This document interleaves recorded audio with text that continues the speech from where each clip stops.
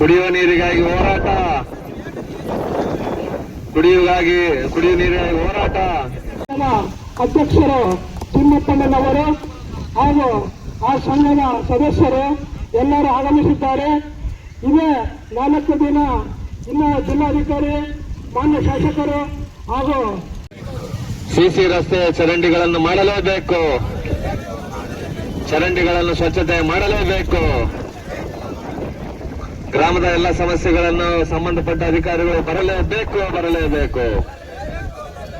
ಸಂಬಂಧಪಟ್ಟ ಶಾಸಕರು ಬರಲೇಬೇಕು. ಜಿಲ್ಲಾಧಿಕಾರಿಗಳು ಬರಲೇಬೇಕು. ಜಿಲ್ಲಾ ಪಂಚಾಯತ್ ಸಿಇಒ ಸಾರ್ ಬರಲೇಬೇಕು.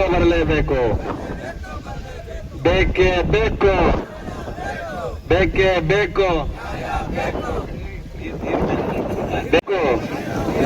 ಕುಡಿಯುವ ನೀರಿಗಾಗಿ ಹೋರಾಟ, ಕುಡಿಯುವ ನೀರಿಗಾಗಿ ಹೋರಾಟ. ಬೇಕೇ ಬೇಕು.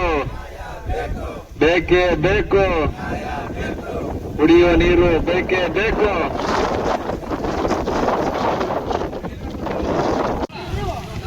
ಸ್ವೀಕರಿಸಿ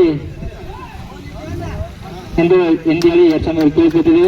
ಹಾಗಾಗಿ ಅಮಾಲರ ಸಂಘಕ್ಕೂ ಕೂಡ ನಮ್ಮ ಸಂಘಟನೆಯಿಂದ ತುಂಬ ಹೃದಯದ ಧನ್ಯವಾದವನ್ನು ಅರ್ಪಿಸಿದ್ದು.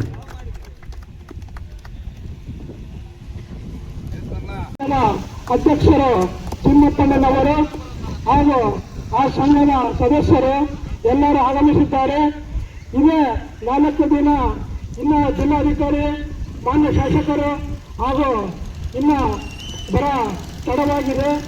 ಆದರೆ ಬರಲಿಲ್ಲದ್ರೆ ಈ ಹೋರಾಟ ಇನ್ನು ಮುಂದುವರುತ್ತೆ. ಹಲವಾರು ಸಂಘಟನೆಗಳು ಕೈ ಜೋಡಿಸಕ್ಕೆ ಆಗಮಿಸುತ್ತಿದ್ದಾರೆ.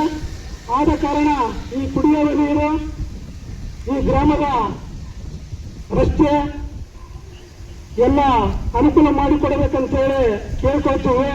ಆದರೂ ಈ ಅಮಾನವ